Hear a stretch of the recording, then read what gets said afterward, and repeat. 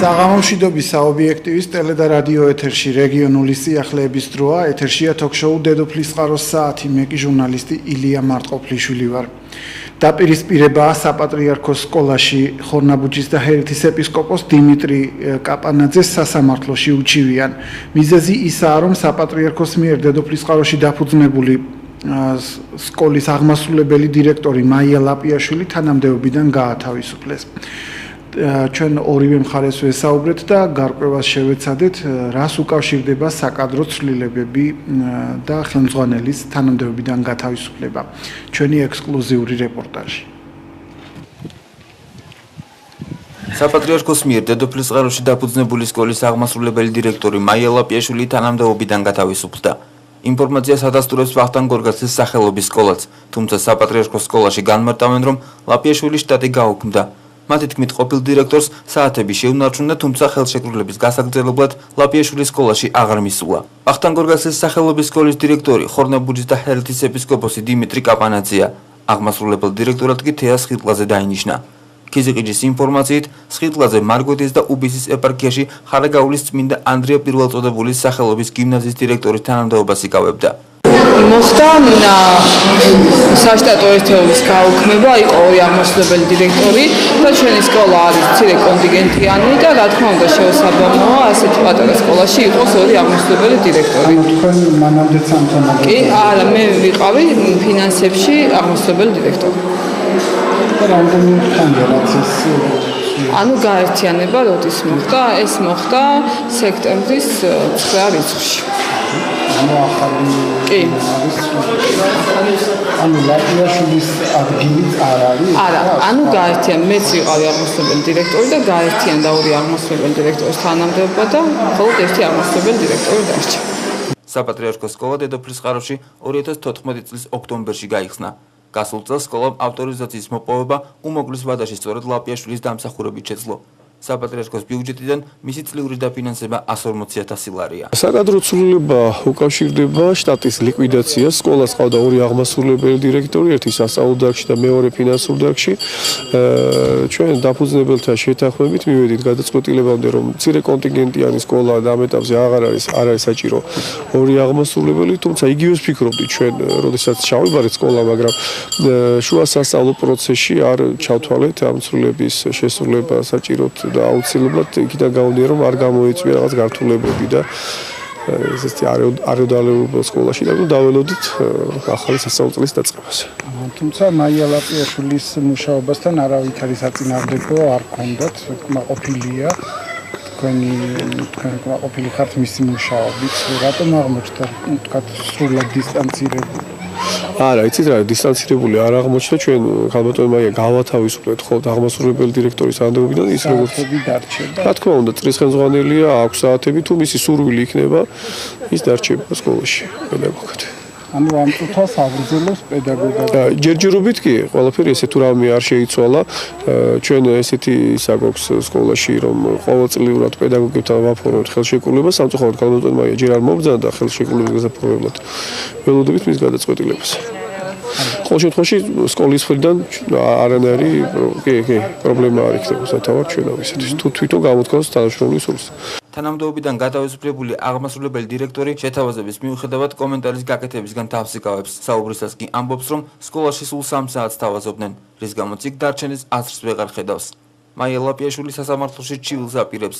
მანამდე კი სკოლისგან ოფიციალურ პასუხს ელოდება, თუ რის საფუძველზე მოხდა მისი გათავისუფლება. მაია ლაპიაშვილმა მომხდარის შესახებ წერილობითი განცხადებაც გაავრცელა. მეუფე მელქისედეკი გადაიყვანეს ჩვენი ეპარქიიდან უბისისა და მარგვეთის ეპარქიაში, ხოლო იქაური მეუფე მოავლინეს ჩვენთან. რამდენიმე ხანში პატრიარქის ბრძანებით მეუფე დიმიტრი რამაზი კაპანაძე დაინიშნა სკოლის დირექტორად. მე აუხსენი, რომ მეუფის გადაწყვეტილებით ვიყავი პასუხისმგებელი სკოლაში მიმდინარე ყველა პროცესზე. ვიკითხე, ხომ არ შეიცვლებოდა რაიმე. მეუფემ განვიცხადა, რომ ყველა საქმიანობას ჯერჯერობით ისევ გავაგრძელებდი გარდა საკადრო საკითხებისა. მეუფე როგორც სკოლის ხელმძღვანელი კომუნიკაციაზე თავიდანვე არ გამოდიოდა, იყო ძალიან ოფიციალური, ტენდენციურად განწყობილი, იგნორირებას ახდენდა სკოლის ნებისმიერ წარმატებაზე. მასწავლებლების გაცნობის სურვილიც არ გასჩენია. დანიშვნიდან თვენახევრის შემდეგ მარტის დასაწყისში ვთხოვე გასცნობოდა პედაგოგებს. პირველივე შეხვედრაზე ყველა ძალიან დაეთრგუნა, რადგან დაუმსახურებელი კრიტიკის ქარცეცხლში გაატარა პედაგოგების მუშაობა. დაასახელა კონკრეტული პიროვნებები, რომელთა მიმართაც გამოთქვამდა პრეტენზიებს. მომიწია პედაგოგების დაცვა და სერიოზულად დასაბუთება, რომ მისი წარმოდგენები იყო მცდარი. სკოლის შესახებ საზოგადოებაში დამკვიდრდა საუკეთესო აზრი. მოვიზიდეთ მოსწავლეთა მაქსიმალური რაოდენობა. მარტის ბოლოს მეუფემ სკოლაში მოიყვანა თავისი მეგობარი თიას ხირტლაძე და განგვიცხადა, რომ მისი ნდობით აღჭურვილი პირი იყო და ყველა საკითხი თიასათვის დაგვებარებინა. ამ დღიდან დაიწყო ჩემი შევიწროება. მეუფემ ჯერ ამიკრძალა მედიასთან განცხადებების გაკეთება, შემდეგ ჩამომართვა ბეჭედი, შემიმცირა ხელფასი, ამიკრძალა ბრძანებების გამოცემა. ხვდებოდი, რომ ეს იყო ნდობით აღჭურვილი პირის კაპრიზები, რადგანაც თუ რამეზე განაწყენდებოდა პატარა ბავშვით, მეორე დღეს მოჰყავდა მეუფე და მისი პირით ვღებულობდით საყვედურებს. ზაფხულში გააქტიურეს და გააფართოებს ინტრიგების ქსელი და წარმართეს კარგად დაგეგმილი მიზანმიმართული სქემა. ეწეოდნენ ჩემს დისკრედიტაციას, შედეგმაც არ დააყოვნა. 1 სექტემბერს მეუფემ დამიბარა და მითხრა, რომ აღარ ვჭირდებოდი, რადგანაც ჩემს ადგილზე თია მოიაზრებოდა და სკოლას 2 დირექტორი ვერ ეყოლებოდა. იმითითა, რომ დამეწერა განცხადება, კითხვაზე ქონდა თუ არა ჩემს მუშაობასთან რაიმე პრეტენზია, მიპასუხა, რომ მადლიერია ჩემი. აღიარებს ჩემს კომპეტენტურობას, თუმცა არ ვჭირდები, რადგან თიას უნდა დირექტორობა, ჩემს მიმართ კი ერთადერთი პრეტენზია გამოხატა, რატომ ვიყავ სკოლაში სამოქალაქო განათლების გაკვეთილებზე, ტოლერანტობის სწავლების ტრენინგზე, რელიგიური უმცირესობების წარმომადგენლებთან ერთად. მან აღშფოთება გამოთქვა, რომ ტრენინგზე დასწრებით შეურაცხყოფა მივაყენე საპატრიარქოს ინტერესებს და განრისხდა. იქიდან დაბრუნებულმა მიტევება, რატომ არ ვთხოვე. ცნობისათვის იმ ტრენინგების შემდეგ 3 თვე იყო გასული. მითხრა, რომ ჩემი ცხოვრება კარგად ქონია შესწავლილი და თუ არ დავწერდი განცხადება, შტატს გამიუქმებდა და გამიშვებდა. დაუსვი კითხვა, დავალება გაქვს თუ და გარკვეული წრისთვის ვარ მიუღებელი თქო? პასუხად მივიღე. ცოტ-ცოტა ყველაფერი. 10 დღეში კი მივიღე საფოსტო გზავნილით თანამდებობიდან გათავისუფლების ბრძანება. ვიშოვნე რკინის ქალამნები და მივდივარ სიმართლის საძებნელად. მაგრამ ამ სიბნელეში სხვათა შორის წინა შემთხვევაშიც ყოფილმა მეუფე მელქისედეკმაც დედოფლისწყაროში მოღვაწეობა სწორედ ასე დაიწყო. ადგილობრივ კადრებს ჩაგრავდა და მათ ადგილზე თავისივე რაიონიდან ჩამოყვანილ კადრებს აწინაურებდა, მათ შორის მღვდელმსახურებს და ჩვენ ამისი არაერთი მაგალითი გვაქვს, რამაც საბოლოო ჯამში გამოიწვია ის, რომ მეუფე მელქისედეკს ადგილობრივი მრევლი განუდგა. სწორედ ამან გამოიწვია ცვლილებაც, რომ მეუფემ დედოფლისწყარო დატოვა. დიდი იმედს ვიტოვებ, რომ მეუფე დიმიტრიც ამ შემთხვევაში არ გააგრძელებს იგივე გზას და ეს მხოლოდ ერთეული შემთხვევა იქნება და მას ინტენსიური სახე არ მიეცემა, ანუ ადგილობრივი კადრების დაჩაგვის ფონზე არ მოხდება იმერეთიდან ჩამოყვანილი კადრების დაწინაურება. ახალი სასწავლო წელი დედოფლისწყაროს სკოლებშიც დაიწყო. საგანმანათლებლო რესურს ცენტრის ცნობით მუნიციპალიტეტში 174 პირველკლასელი დარეგისტრირდა. გასულ წელთან შედარებით მაჩვენებელი შემცირებულია. შარშან სკოლებში 220 პირველკლასელი შევიდა. ჩვენი რეპორტაჟი დედოფლისწყაროდან.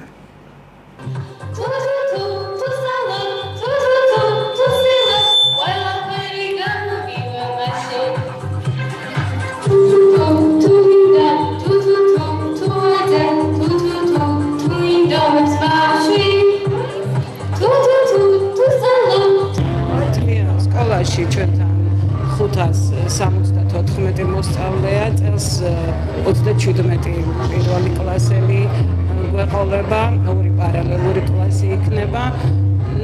იგეგმება ყველაფერს გავაკეთებთ აი ამ სასწავლო პროცესის სრულყოფისთვის, იქნება ნამდვილად უსაფრთხო გარემო თითოეული მოსწავლისთვის. წელს ჩვენ სკოლაში იგეგმება ინფრასტრუქტურული ცვლილებები, მთლიანად უნდა შეიცვალოს გათბობის სისტემა, ამისი პროექტი უკვე არსებობს და რამოდენიმე დღეში დამტკიცდება, გაიხსნება სველი წერტილები და უნდა ნაწილობრივ შეიცვალოს სკოლის სახურა. ძალიან ამაღელვებელი დღეა. ნაყოფიერად ვიწყებთ წლევანდელ წელს. 17 ახალი მოსწავლე ყავს, პირველ კლასელს გულისხმობ, რაც ცოტა უჩვეულოა ჩვენი სკოლისთვის, ასეთი წარმატება ბოლო წლებში აღარ ქონია. და ძალიან ბევრი მობილობით გადმოსული მოსწავლეა, რითაც ასევე ვამაყობთ. ჩვენ სკოლას აქვს რაღაც თავისი ხიბლი ურთიერთობებში, რითაც ვიზიდავთ ამ მოსწავლეებს და ამით ამაყება.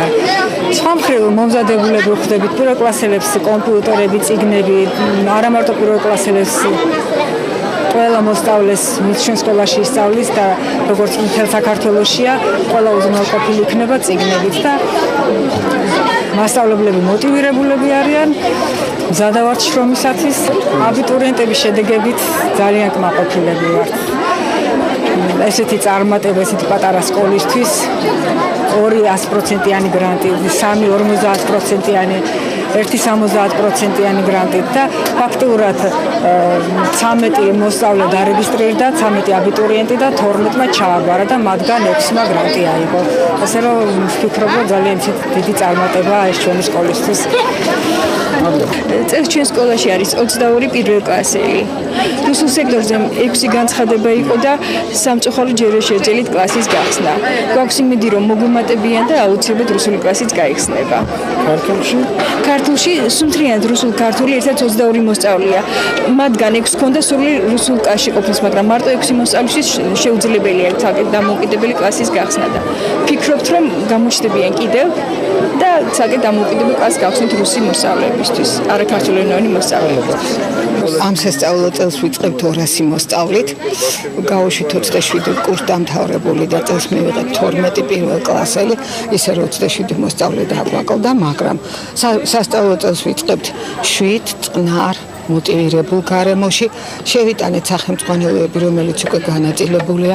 პირველ კლასელებს გადაეცათ განათლებისა და მეცნიერების სამინისტროს საჩუქარი, ლენოვოს ტიპის ბუკები.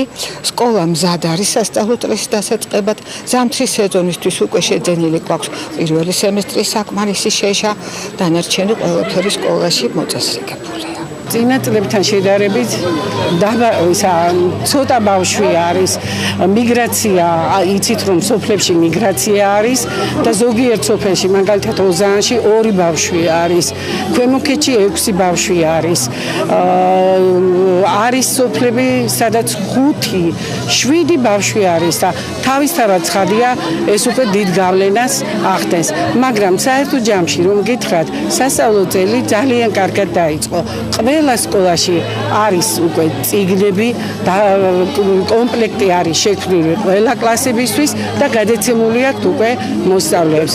დედოფლის ხაროს პირველ საჯარო სკოლაში, სადაც ყოველთვის იყო გათბობის სისტემის პრობლემა, წელს განათლების სამინისტრომ დაუშვა თანხები და რეაბილიტაცია ხდება მთლიანად გათბობის სისტემისა და სველი წერტილებისა. დანარჩენ სკოლებში ასე თუ ისე ინფრასტრუქტურა მოგვარებულია, მაგრამ უფრო მეც ველოდებით მეტის გაკეთება გვინდა, რა თქმა უნდა, ამას განათლების სამინისტრო ითვალისწინებს.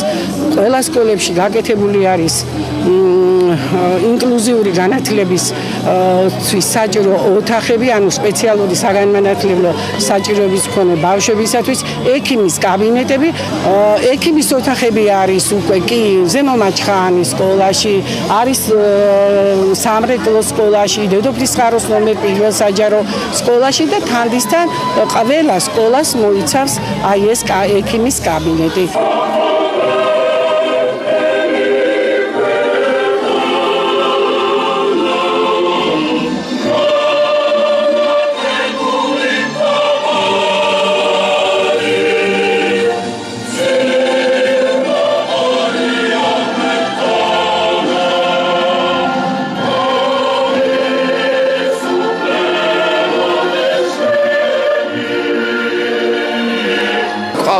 პირველ კლასი, ეს არის პირველი შემთხვევა, ადაბი პირველი კლასები და სკოლაში გვაქვს პრესკოლა, ანუ ნულოვანი ჯგუფი. ამ ბავშვებს ჩვენ მოვამზადეთ პირველ კლასის შესასვლელად და ისინი მზად იქნებიან იმისათვის, რომ სწავლა გააგრძელონ უფრო შემართებით პირველ კლასში. კონტინგენტი გაიზარდა, წელს დაემატა 7 ბავშვი პირველ კლასში, 13 ბავშვი პრესკოლაში და გარდა ამისა გადმოვიდა 8 ბავშვი სხვა კლასებში. თუნდაც ის პოპულარულობა რაიონში სკოლისა და მოსწავლეთა დიდი ნაკადი მსურველებისა, რომელთაც უნდა ჩვენ სკოლაში სწავლა, ვფიქრობ, უკვე მიუთითებს იმ დადებით მხარეებზე, რაც ამ სკოლას აქვს. აქ ჩვეულებრივ საჯარო სკოლებთან განსხვავებით გაძლიერებულად ხდება უცხო ენების შესწავლა, მათემატიკის შესწავლა, გვაქვს ასევე შემეცნების წრე, გვაქვს გახანძილებული სწავლება, გვაქვს ნულოვანი ჯგუფი, ანუ პრესკოლა და რა ვიცი, ბევრ სიახლეს თავაზობთ. ის შევხვდით პირველ კლასელებს, მიულოცეთ სასწრაფო წლის დაწყება, ვნახეთ რა სიტუაცია იყო, ჩვენს გავიზიარეთ და მონაწილე გავხდით იმ საზეიმო განწყობისა, რომელიც შექმნილი იყო სკოლაში. ძალიან მიხარია, რომ სახელმწიფო კვლავ განაგრძობს ზრუნვას ჩვენს პატარა მეგობრებზე, ხალხზე, რომელმაც პირველად შეაღეს სასწავლო ტაძრის კარები და მიუხსნეს მერხე, დავათვალიერეთ სკოლა, საკმაოდ კარგი გარემოა და შექმნილია ყველაფერი საიმისთვის, რომ კარგ ადამიანებად და კარგ მოქალაქეებად ჩამოყალიბდნენ ჩვენი პატარა ბავშვები. მინდა ჩვენი მუნიციპალიტეტის ყველა სკოლას ბაღებს მიულოცოს სასწავლო წლის დაწყება. თქვენ უყურებთ ток-შოუ დედოფლის წყაროს საათს, მე კი ჟურნალისტი ილია მარტყოფლიშვილი ვარ. ჩვენ წინა გადაცემებში აქტიურად საუბრობდით, რომ დედოფლის წყაროში ბოლო ხანს ხანძრის მასშტაბური შემთხვევები ფიქსირდებოდა, რამაც გაანადგურა ახლად გაშენებული ქარსაფარი ზოლები. დედოფლის წყაროში უკვე 6-7 წელია მიმდინარეობს ქარსაფარი ზოლების აღდგენა, რამაც ეროზირებული მიწების მდგომარეობა უნდა გამოასწოროს და მოსავალი დაიცვას. იმის მიუხედავად, რომ არც თუ წარმატებულია ეს ქარსაფარი ზოლების გაშენება, წელს თავს დაატყდა კიდევ მასშტაბური ხანძრები, რამაც კიდევ უფრო გააუარესა ვითარება. რას მოუტანს ეს ხანძრები, ისედაც გაუდაბნოების წინაშე მდგარ დედოფლის წყაროს, როგორ აისახება მის მოსავლიანობაზე, რას აპირებს სახელმწიფო და როგორია მოქალაქეთა თვითშეგნება, რამდენად სწორად იქცევიან, ოდესაც ქარსაფარ ზოლებს წვავენ. ამის შესახებ ვისაუბრებთ დღევანდელ ჩვენს გადაცემაში და ჩვენი გადაცემის სტუმრები არიან სოფლის მეურნეობის მეცნიერებათა დოქტორი ბატონიკო ბაკობალაძე და გარემოსა და ბუნებრივი რესურსების დაცვის სამინისტროს სატყეო პოლიტიკის სამსახურის უფროსი კარლო ამირგულაშვილი. საღამომშვიდობისა ბატონებო, დიდი მადლობა რომ ხართ ჩვენი გადაცემის სტუმრები. პირველ რიგში გარემოს დაცვის სამინისტროს წარმომადგენელს ბატონ კარლო ამირგულაშვილს მინდა ვკითხო, როგორ აფასებს გარემოს დაცვის სამინისტრო დედოფლის წყაროში ბოლო ხანს ხანძრების შედეგად ქარსაფარი ზოლების განადგურების ფაქტს, რამდენად მნიშვნელოვანია მიყენებული ზარალი. ვიცით, რომ პირველ შემთხვევაში მინისტრი გამოეხმაურა ამ ხანძრებს, სპეციალური ბრიფინგი გამართა გერმანულ მხარესთან ერთად და მან აღნიშნა, რომ პირველ შემთხვევაში 90%-ზე მეტი ახალი ენერგები იყო განადგურებული, რის შემდეგაც ხანძრები კიდევ განმეორდა. როგორ აფასებს სამინისტრო ხანძრების შემთხვევებს დედოფლის წყაროში? მოგესალმებით, პირველ რიგში მინდა გითხრათ, რომ წარუმატებელი, ასე ვთქვათ, ქარსაცავი ზოლების, ქარსაფარი ზოლების გაშენება არ შეიძლება რომ მივიჩნოთ, იმიტომ რომ 80-იანი წლების შემდეგ პირველად დაიწყო 7 წლის წინ ზოლების გაშენება. დედოფლის წყარო იცით რომ არის მოწყვლადი რაიონი და გაუდაბნოების კონვენციით ერთ-ერთი ის რაიონი, რომელშიც ჩვენ მრავალი პროექტი მიმდინარეობს და გვაქვს დაგეგმილი.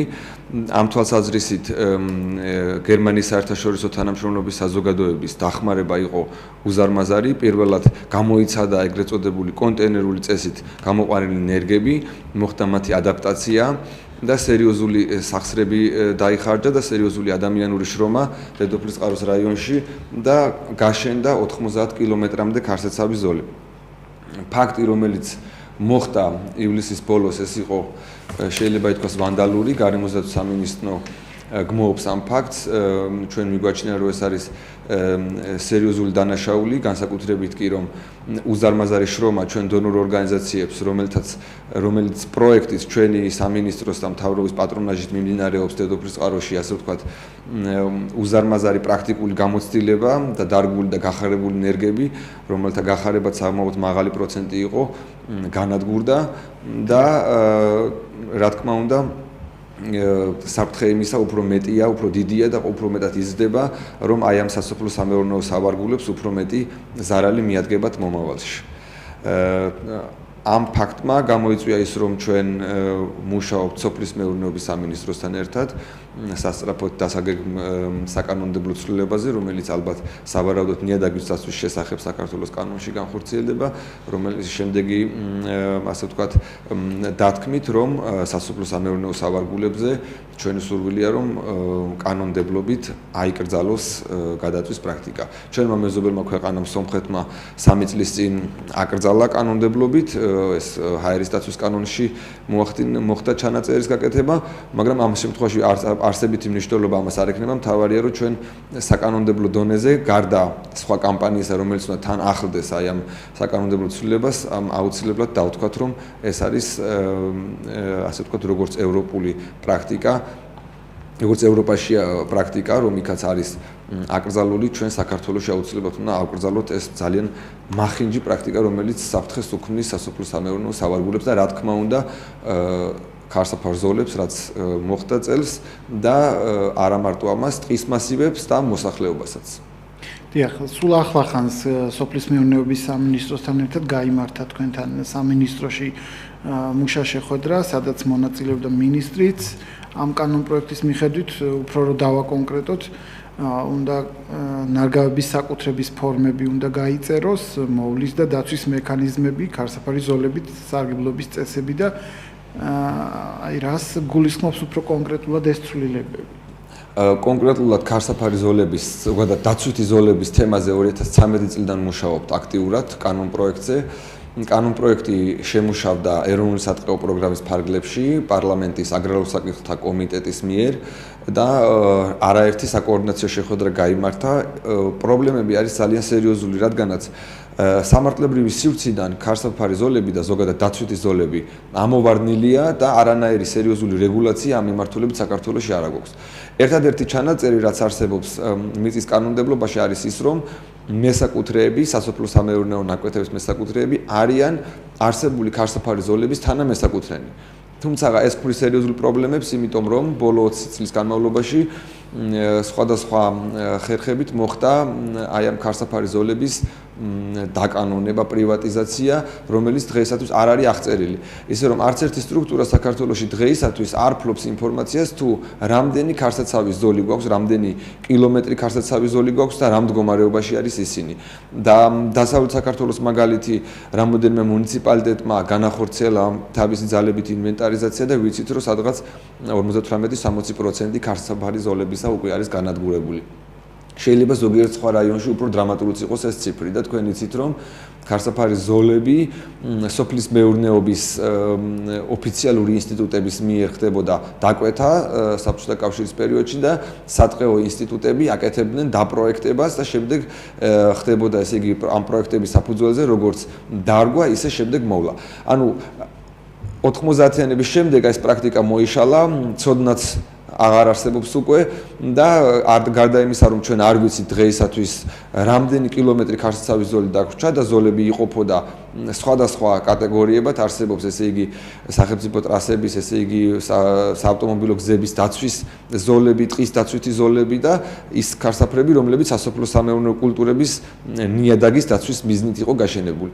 ისე რომ როგორც მესაკუთრეები რომლებიც გამოდიან მიწის კანონმდებლობით თანამესაკუთრენი ამ ზოლების, ისე სახელმწიფო არის დღესდღეობით ძალიან დაბნეულ სიტუაციაში და როგორ შეიძლება რომ მოგვარდეს ეს პრობლემა. აი ამ მიზნით გააკეთა გარემოსდაცვის სამინისტრომ გადადგა ეს ნაბიჯი 2013 წელს და პირველი სამუშაო ვერსია ამ კანონპროექტისა უკვე არსებობს. ჩვენ გასულ კვირას ვიმსჯელეთ, ასე ვთქვათ, პრინციპულ საკითხებზე ეკონომიკის სამინისტროსთან ერთად. ჩვენი სამინისტრო ალბათ საკონსულტაციო ფორმატში გააგრძელებს მუშაობას აგრარულ საკითხთა კომიტეტთან ერთად. ვფიქრობთ, რომ სოფლის მეურნეობის სამინისტროს დიდი წილი ვალდებულება და პასუხისმგებლობა ალბათ გამოიკვეთება ქარსაფარ ზოლებთან დაკავშირებით, იმიტომ რომ საკითხი ეხება უშუალოდ სოფლის მეურნეობის კულტურებს, მოსავლიანობის გაზრდას და მათ დაცვას. ჩვენ მზად ვართ, რომ ამ პროცესში ვითანამშრომლოთ აქტიურად ეროვნულ სატყეო პროგრამის ფარგლებში მრავალი განხილვა იქნება ალბათ დაგეგმილი. ძალიან მნიშვნელოვანია, რომ ჩვენ დავადგინოთ საკუთრების ფორმა, პასუხისმგებელი მართველი უწყებები, სადაც ვიცით უკვე რომ საქართველოს მუნიციპალიტეტები არ არის წინააღმდეგი, რომ ისინი იყვნენ მართვაზე პასუხისმგებელი პირები.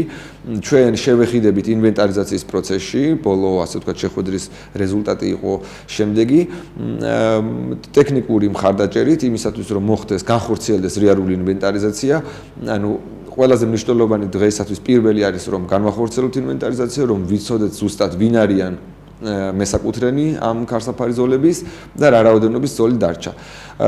სერიოზული საკითხი პრობლემა იკვეთება მოვლის და აღდგენის საკითხებში, იმიტომ რომ ზოლები უდიდესი ნაწილი რომელიც გაშენდა 50-60 წლის წინ მათი ამორტიზაცია უკვე გაუვიდათ. ანუ მათი ასე ვთქვათ ისინი არიან დღესდღეობით უმრავლესი ხეები ქარგცებადი, ხმობადი და საშიშროებას უქმნის ადგილობრივ მოსახლეობას. ამიტომ ისეთი ხეები, როგორიც არის უკვე გამხმარი, წვერხმელი, დაავადებული, მათი აუცილებელი ამოღება არის საჭირო. და ისინი სწორად უნდა დადგინდეს მეთოდოლოგია და ახაც ჩვენ ეროვნულ სატყეოს აგენტოსთან ერთად მზად ვართ რომ დავეხმაროთ სოფლის მეურნეობის სამინისტროს და მუნიციპალიტეტებს რომ მეთოდოლოგია განისაზღვროს სწორად და მოხდეს ერთის მხრივ აღწერა, მეორეს მხრივ დადგინდეს ის სახეობები რომლებიც გვინდა რომ ჩვენ შევიტანოთ, ეს არის რამოდენიმე ზოლიანი ქარსაფრები, რომელიც იგეგმება ამ კანონ პროექტით და ამ ქარსაფარში იქნება აუცილებლად ნაყოფმომცემი სახეობებიც, იმისათვის რომ ადგილობრივმა მოსახლეობამ გარდა იმისა, რომ ქარსაფარს აქვს ის დანიშნულება, რომ ნიადაგ დაცვითი და წყლისმიერი და ქარისმიერი ეროზიისგან დაიცვას სოფლის სასოფლო სამეურნეო სავარგულები, შეიძლება რომ იყოს ნაყოფის მომტანიც.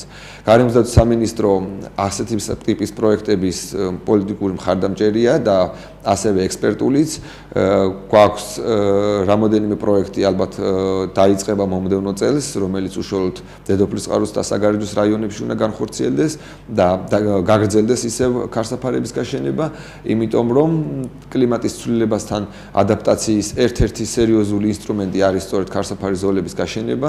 ეს არის საერთაშორისო ორგანიზაციების კონკრეტული რეკომენდაცია და დირექტივა და ჩვენ ეს პროცესი უნდა გავაგრძელოთ. ამიტომ ჩვენ ეს კანონ პროექტი ჰაერივით გვჭირდება იმისათვის, რომ სამართლებრივ სივრცეში მოვაქციოთ ეს ზოლები და აღარ იყოს ის პრობლემა, რა პრობლემების დღეს გვაქვს. თანხებით ვარაუდობთ, თქვათ, აი ამ პროექტებს საგარეჯოსა და დედოფლისწყაროში გაშენებას.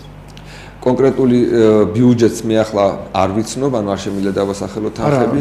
ნუ თუ არის დონორი თქო ამას. კი ბატონო, უკვე გამოკვეთილია დონორი, რამდენადაც მე ვიცე, ეს არის გლობალური გარემოსდაცვითი ფონდი, რომელიც დედოფლისწყაროს საგარეჯოს რაიონში ამ პროექტს დააფინანსებს და სავარაუდოდ GIZ-ი მას შემდეგ რაც მოახდენს ზარალის დათვლას დედოფლისწყაროში, ალბათ გვაქვს ყოველ შემთხვევაში იმის იმედი, რომ გარკვეულ ეტაპზე ამ რეაბილიტაციაში პროექტია ან მასშტაბებში როგორი პროექტია, ეს დეტალები არის ცნობილი? ეს პროექტი ცნობილი არის, უბრალოდ ჩემ პასუხისმგებლობაში, რადგანაც ეს პროექტი არ არის დეტალებზე მიჭირს, ახლა მე ვისაუბრო კონკრეტულად, თუმცა ის რომ ნამდვილად უნდა ჩვენ ეს პროექტი დავიწყოთ, ეს უკვე გადაწყვეტილია მომავალი წლიდან, კი ბატონო.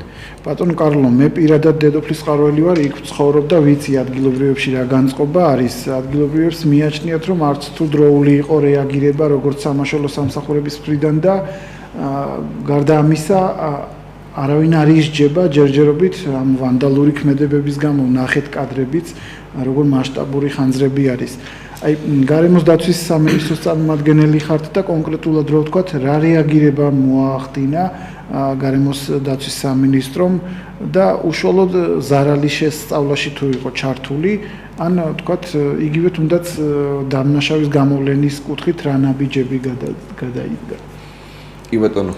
ერთის მხრივ როგორც ვახსენე, GIZ-ი თავისი ექსპერტების დახმარებით მოახდენს, ესე იგი შეფასებას და ზარალის დათვლას, მეორეს მხრივ სამინისტრომ ოფიციალურად მიმართა შინაგან საქმეთა სამინისტროს და ჩვენ მივიღეთ უკვე შინაგან საქმეთა სამინისტროდან ოფიციალური წერილი, რომ საქმე არის აღძრული კახეთის სამმართველოში და დაწყებული არის აი ამ ფაქტზე, კონკრეტულ ფაქტზე გამოძიება.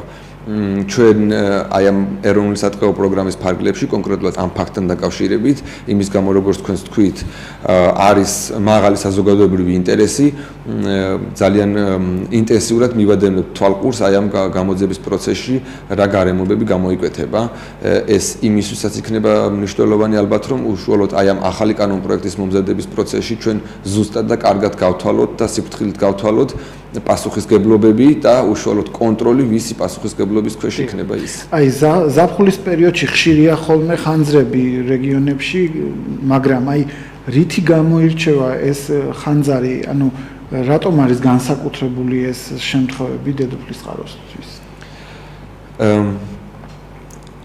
დედოფლის წყარო არის დაბალი ტყიანობით გამოირჩევა დედოფლის წყაროს რაიონი, იქ არის ყველაზე დიდი სავარგულები და ყანები და მოცულობით და ამიტომ არის კიდევ არიდული ტერიტორიები დაბალი სიხშირის ტყეებით და იქ სასიცოცხლოდ მნიშვნელოვანი არის ასეთი სახის ქარსაფარი ზოლების არსებობა. ეხლა პრაქტიკა რომელიც საქართველოში დამკვიდრებული არის და ეს პრაქტიკა ევროპაში არსებობდა ძალიან დიდი ხნის წინ უშუალოდ მოსავლის მოყვანის შემდეგ აი ამ ნარჩენის გადაწვა. ეს გადაწვა ფართო მასშტაბებს იღებს დედოფლის წყაროს რაიონში, ვინაიდან რადგანაც ეს არის დიდ ტერიტორიებზე გადაჭიმული. გადაწვაზე შემდეგ ვისაუბრეთ ბატონ კარლო, სოფლის მეურნეობის მეცნიერებათა დოქტორი კობა კობალაძეც გახლავთ ჩვენი გადაცემის სტუმარი. ბატონო კობა, თქვენ მრავალი წელია დედოფლის წყაროში უშუალო შეხება გქონიათ სოფლის მეურნეობის კუთხით. თქვენი შეფასებაც მინდა მოვისმინოთ ჩვენ გარემოს დაცვის სამინისტროს პოზიცია, თუმცა თქვენ როგორც დამოუკიდებელი სპეციალისტი, თქვენი აზრით რა გავლენას მოახდენს ეროზირებულ მიწებზე ეს მასშტაბური ხანძრები და თქვენი აზრით რამდენად მასშტაბური იყო ის მოვლენა, რა კადრებით ჩვენ ნახეთ? ბატონო ილია, ფაქტიურად სტუდენტობის 1/13 შეიძლება ითქვას, რომ გატარებული მაქვს დედოფლის წყაროში, ეს იყო სტუდენტი და სხვადასხვა სახის რაზმები, ეს იყო მოსავლის სასწავლების სამუშაოები თუ სამშენებლო რაზმები და მათ შორის იყო უშუალოდ ქარსაფარი ზოლების გაშენება. ასე რომ იქ არა მარტო სამინისტრო და სხვა, არამედ სტუდენტებიც მუშაობდნენ სასოფლო-სამეურნეო ინსტიტუტის სტუდენტებიც და ასევე თბილისის სახელმწიფო უნივერსიტეტის სტუდენტებიც. აი ეს არ არის მხოლოდ ვიღაცა იმ ადამიანის საკუთრება. აი ამ საქმეში თითქმის მთელ საქართველოს აქვს გაწეული თავისი წვლილი, თავისი ენერგია ჩადებული და როდესაც ეს ჩემთვის ხლა არ იყო ახალი, თქვენ გახსოვთ, როდესაც ჩვენ ვიყავით სამთაწყაროში, როდესაც ვიყავით ფერდოსმანში, რაღაც გარკვეული პროექტების დემონსტრირებაზე უკან დაბრუნებისას მე გადმოხდი მანქანიდან და გაოგნებული ვიღებდით ან ვიღაცას ვიწყებდით. თუმცა განსაკუთრებით მასშტაბური სახე მიიღო ამ ხანძრებმა. დიახ, გეთანხმებით მე ამ საქმეში საქმე იმაში არის, რომ სამწუხაროდ არა მარტო იმ ნიადაგს აზიანებს აი ეს ხანძარი, არამედ თქვენ კარგად მე სტუდენტობაზე როდესაც მქონდა ლაპარაკი, ესე იგი ეს უკვე დაახლოებით 20 წლის წინანდელი პერიოდია, ცოტა მეტიც. ჩვენ იქ ძალიან ხშირად გავდიოდით ქოჩების ტბაზე, სხვადასხვა ტბაზე. აი რამდენიმე წლის წინ, როდესაც ისე ვიყავ, მე ის ტბა უკვე ვეღარ ვიცანი. ვინაიდან ის ბევრად უფრო შემცირებული არის და წელს უფრო განსაკუთრებით დაშრა. წყლის დონემ საკმაოდ დაიწია და ერთ-ერთი ძირითადი მიზეზი სწორედ ის ქარისმიერი ეროზია. ის ფაქტიურად ეროზია ეს არის ნიადაგის ნაწილაკების გაშორიშორება ერთმანეთისაგან და გადატანა ერთი ადგილიდან მეორე ადგილზე. წარმოიდგინეთ, რომ თვითონ ეს წყალი მიმღებია ნებისმიერი მტვერის. თავისებური, ასე ვთქვათ, ფილტრია და აი ეს აწეული ქარისგან მით უმეტეს ეს ქარშოშინები და აი ეს ძლიერი ქარბორბალები, რომელთაც განსაკუთრებით გამოირჩევა საქართველოში დედოფლის წყარო, აქედან აღებულია ეს მიწა საკმაოდ დიდი რაოდენობით ჩადის და ილექება სწორედ აი ამ წყალსაცავებში, დაღლის წყალსაცავში, უშუალოდ აი ამ ქოჩების ტბაში და სხვა წყალსაცავებში. ასე რომ თვით არა მარტო ნიადაგი, არამედ აი ეს წყლის წყაროებით, სასიცოცხლო მნიშვნელობის წყლის წყაროებით კი საკმაოდ დიდი რისკის ქვეშ და განადგურების საშიშროების წინაშე დგანან სწორედ აი ამ საქციელით. მით უმეტეს, როდესაც ხდება გადაწვა, დამტკიცებული არის ამას ახლა ორი აზრი არ არის, რომ ასეთი ხანძრების 98% გამოწვეული არის ადამიანის მიერ. ეს არ არის ბუნებრივი არის 1-2%.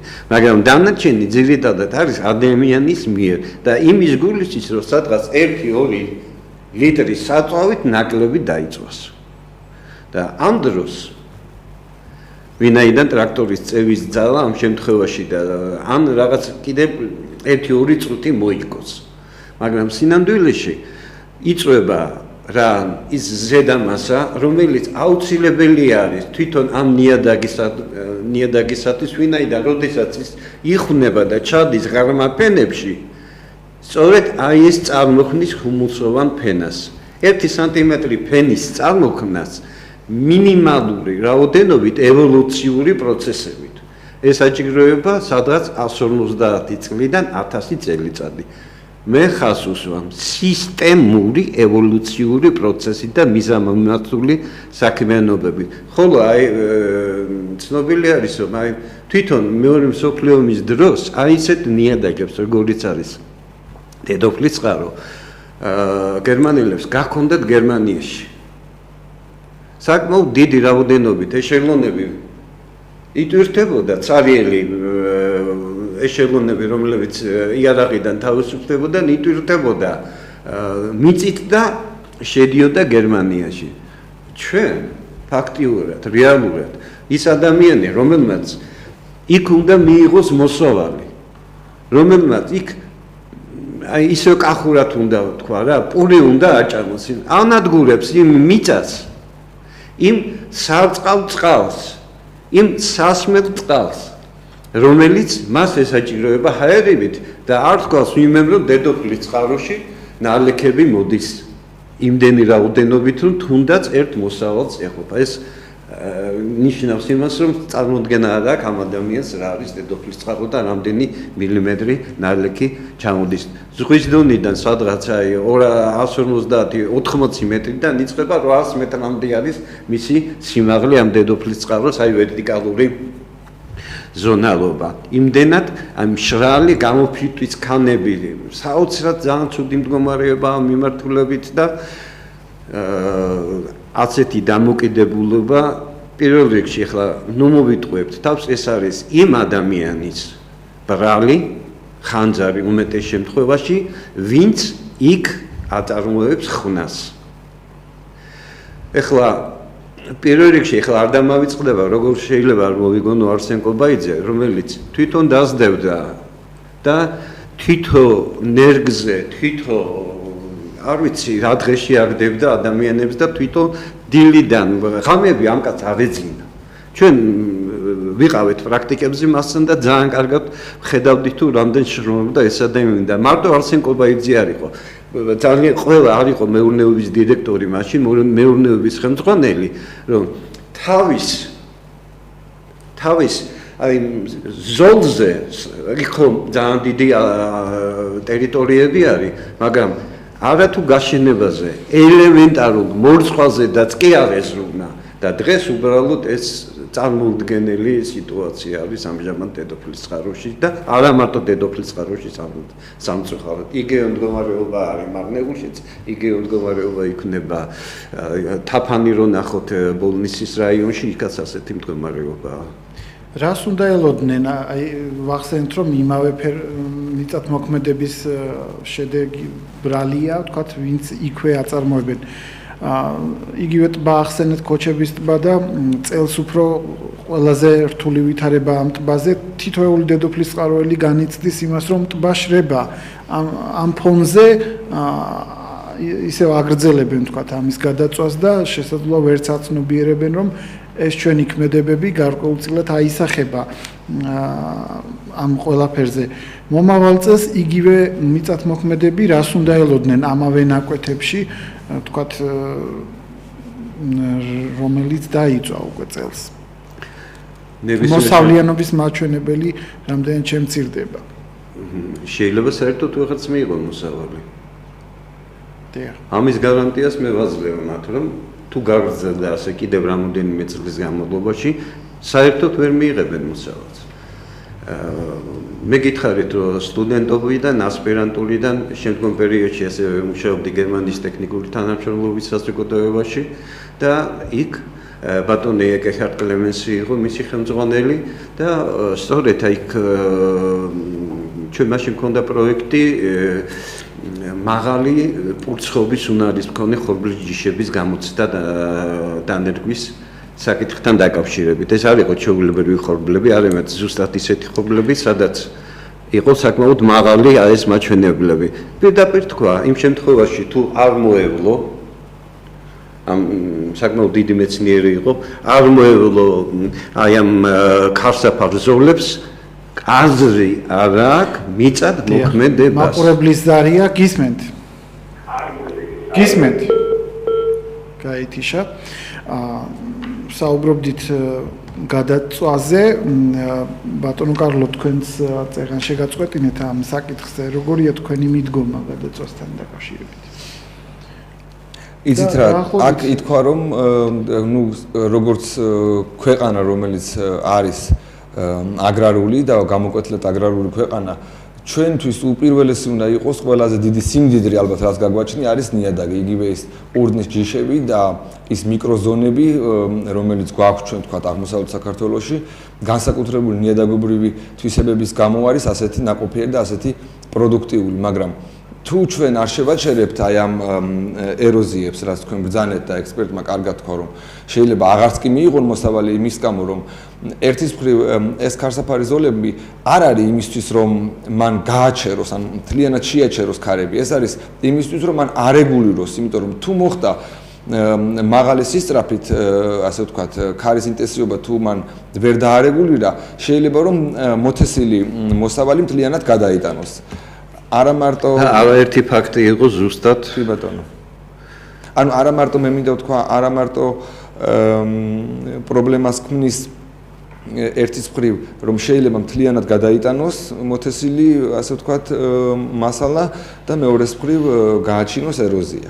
ანუ ორი მიმართულებით არის სერიოზული პრობლემა. ამიტომ ვფიქრობთ, რომ ერთის მხრივ საკანონმდებლო ინიციატივა, რომელიც ინიცირებული იქნა არის ძალიან დროული თუ არა დაგვიანებული და ეს სასწრაფოდ უნდა განხორციელდეს და ყველგან ევროპულ ქვეყნებში ეს ასია დარეგულირებული და მეორეს მხრივ აქ ჭირდება სერიოზული ცნობიერების ამაღლების კამპანია მოსახლეობასთან, იმიტომ რომ მათ უნდა იცოდნენ, რომ ეს ქარსაფარი ზოლები არის მათი მოსავლის, მათი კეთილდღეობისთვის მნიშვნელოვანი რამ. აი მთავარ საკითხზე მივედით, ვახსენეთ რომ გერმანული და სხვადასხვა ქვეყნების მხარდაჭერით ხორციელდება ამ ხელთანხები იხარჯება და ამ დროს არ არის ადგილობრივების თვითშეგნება იმ დონეზე რომ დაიცვან ის რაშიც დიდი თანხები იხარჯებოდა რაც სასიცოცხლოდ მნიშვნელოვანია. ხომ არ არის დონორების და თუნდაც სამინისტროს ხომ არ აქვს იმედგაცრუება ამ ხელახანძრების შემდეგ რომ მაინც შედეგი არა აქვს. აი, რამდენად კმაყოფილი ხართ ადგილობრივი თუნდაც ხელისუფლების და თუნდაც ადგილობრივების ქმედებებით? მე მინდა ვთქვა, რომ რა თქმა უნდა გარკვეულწილად არის დონორი იმედგაცრუებული, ისევე როგორც ჩვენც ვართ იმედგაცრუებული, იმის გამო რომ ეს იყო საპილოტო პროექტი. აქ დაიტესტა პირველად 80-იანი წლების შემდეგ და საერთოდ პირველად საქართველოში კონტეინერული ნერგები, რომლებიც გამოდიოდა ამ პროექტის ფარგლებში სართიჭარის სატყეო სანერგი მეურნეობაში. სპეციალური დამცავი ბადეები და დამცავი ნიშნები ჩამოტანილი იქნა უცხოეთიდან. ანუ ამაზე დაიხარჯა სერიოზული თანხები და არა მარტო ბევრი ექსპერტი მუშაობდა, ბევრი ევროპელი ექსპერტი და გარკვეული ცოდნა დაგროვდა, რომ ჩვენ ასე ვთქვათ მომავალში კიდევ შეგვეძლოს მთელი საქართველოს მასშტაბით, ასე ვთქვათ, ნიადაგობრივი და სხვა გეოგრაფიული მახასიათებლების გათვალისწინებით აღვადგინოთ ეს ქარსაფარები და ეს გაშენებული ზოლის 90% თუ მეტი არა განადგურდა. რა თქმა უნდა, ეს არის სერიოზული დაუდევრობა და ეს არის დანაშაული, როდესაც უშუალოდ ის პირები, რომლებიც უნდა იყვნენ დაინტერესებული თავისი ქვეყნის, თავისი რეგიონის, თავისი მუნიციპალიტეტის და უშუალოდ თავის კერძო საკუთრებაში არსებული მიწის დაცვისათვის და მოწოდებული რომ ჩვენ შემოგვეხიდონ, იმიტომ რომ ისიც რომ ამისათვის სახელმწიფო ბიუჯეტში იყო ძალიან მწირი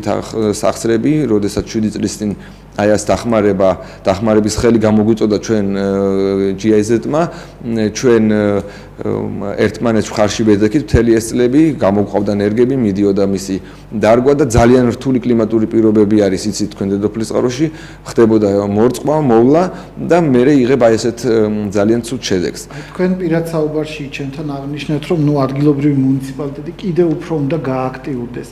3 წუთი გრჩება და ძალიან მოკლედ რო ვთქვათ, რა უნდა გააკეთოს მუნიციპალიტეტმა, რითი უნდა გააქტიურდეს კონკრეტულად. იცით რა, პირველ რიგში მუნიციპალიტეტის ბიუჯეტისთვის, მუნიციპალიტეტის კეთილდღეობისთვის მე ვფიქრობ, რომ განსაკუთრებით დედოფლისწყაროსთვის იმაზე დიდი მნიშვნელობა, ვიდრე რომ იქ არის ყანები, იქ არის ეს სასოფლო-სამეურნეო სავარგულები, სხვა შეიძლება ვერაფერი ვერ იყოს ისეთი ტურიზმის შემდეგ. ამიტომ დედოფლისწყაროს რაიონი ვფიქრობ, ჩვენ გვაქვს დედოფლისწყაროს მუნიციპალიტეტთან თანამშრომლობა, ჩვენ ვისურვებთ, რომ ეს თანამშრომლობა უფრო გაღრმავდება. ჩვენ მოგვიწევს გარკვეული სიმკაცრით მოქცევა იმასთან ერთად და იმის კვალდაკვალ რომ ჩვენ უნდა მოსახლეობას აუხსნათ და ვასწავლოთ და შევთავაზოთ ალტერნატივები. ეს პროცესი არ არის უალტერნატივო. ამ პროცესში შეიძლება რომ დაიხარჯოს მინიმალური თანხა და ჩვენ მივიღოთ ესე ვთქვათ საქონლის საკვები მასალა, შეიძლება მივიღოთ ბიოენერგია, ბიოგაზი და ასე შემდეგ. ანუ იცით რომ თქვენ ევროპაში აქტიურად იყენებენ აი ამ ნამჯას და ნარჩენებს, როგორც ალტერნატიულ საწვეულ საშუალებად და დედოფლისწყაროს ვინაიდან რადგანაც აქვს ეს სერიოზული პრობლემა, როგორც ნაკლებ ტყიან ტერიტორიას, ეს შეიძლება რომ თვითონ აი ამ ფერმერებისთვის და გლეხებისთვის იქცეს დამატებით შემოსავლის წყაროდ. ამიტომ კანონი ვფიქრობთ რომ არ არის უალტერნატივო, ჩვენ მუნიციპალიტეტთან ერთად უნდა ვიმუშაოთ ძალიან აქტიურად ამ პრობლემის მოსაგვარებლად. და რაც მოკლე შეფასებას, აი ეს ექსპერტების დიდი ნაწილი აფასებს, რომ ეს ვითარება დედოფლისწყაროში არის კატასტროფული. ძალიან მოკლედ ორი სიტყვით რო შეაფასოთ, მთლიანობაში ამ ხანძრის შემთხვევებს როგორ აფასებთ თქვენ პირადად?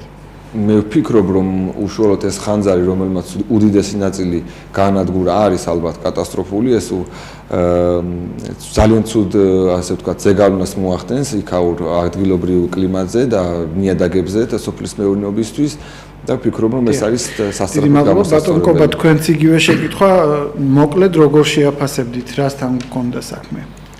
კატასტროფული. ერთი, მეორეც ერთი აუცილებელი არის თქვენ სწორედ ბატონმა კარლომ, რომ იმ ნამჯის გამოყენების საკითხები უნდა იქნეს ბრიკეტირება მისი. ეს კანონპროექტები, რაზეც სამინისტრო საუბრობს, მიესალმებით, რამდენი დროულია? რა თქმა უნდა, დროულია და დაგვიანებულიც არის.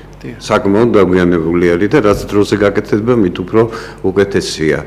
ნუ დავივიწყებთ იმასაც, რომ დედოფლისწყარო ეს არის ბაზა ზამთრის საძოვრების ბაზა და სწორედ ის გერმანელების მიერ რეკომენდირებული დამცავი ისინი საერთოდ დამცავი სვეტები ეს აუცილებელი არის მანდ და საბედნიეროდ ისე კარგად იყო გახარებული ამ დამცავი. და თქვენც ფიქრობთ რომ გადაწვის აკრძალვის რეკომენდაცია გაქვს? დედე ქვეყნებში ის ისჯება, კანონით ისჯება. მე მგონი საქართველოს. მე მანიშნებენ რომ ჩვენი დრო ამოიწურა სამწუხაროდ მალე გადისწროს. დიდი მადლობა. ჩვენი გადაცემის სტუმრები იყვნენ სოფლის მეურნეობის მეცნიერებათა დოქტორი კობა კობალაძე და გარემოს დაცვის სამინისტროს სატყეო პოლიტიკის სამსახურის უფროსი კარლო ამირგულაშვილი. დიდი მადლობა სტუმრობისთვის. მე კი ჟურნალისტი ილია მარტყოფლიშვილი ვარ. ეს იყო ტოქ-შოუ დედოფლისწყაროს საათი. ჩვენ ერთმანეთს შევხვდებით სამშაბათს 13 საათსა და 30 წუთზე. დიდი მადლობა რომ გვიყურებთ და ენდობით.